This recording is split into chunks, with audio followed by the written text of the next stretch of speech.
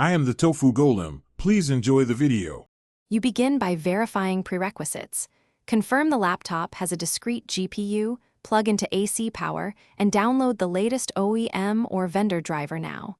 Once done, launch Device Manager to observe the current display adapters listing so you can confirm changes later. You want the installer ready. Do not run heavy apps yet. This avoids power profile conflicts. Next, reboot into the next step. Access BIOS or UEFI to change GPU or switchable graphics behavior. Do that immediately after reboot. You enter BIOS or UEFI and locate Graphics, Switchable Graphics, or DGPU settings. Change to Enabled or Prefer Discrete so the hardware is addressable. Once saved and rebooted, run the driver installer and choose Custom or Clean Install to replace stale components. After install, open the Vendor Control Panel, NVIDIA Control Panel, or AMD Radeon settings to assign global or per-app GPU preferences. Make sure Windows Power Plan is set to high performance and that battery profiles won't force integrated-only operation.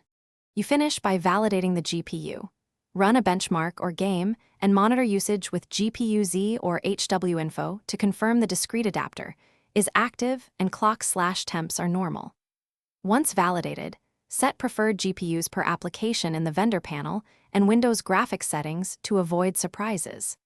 If the GPU still won't activate, force a clean driver reinstall from safe mode and try a previous stable driver. That single troubleshooting step resolves driver regressions most often, so try it before hardware service. Thanks for watching. Consider subscribing if we helped you today.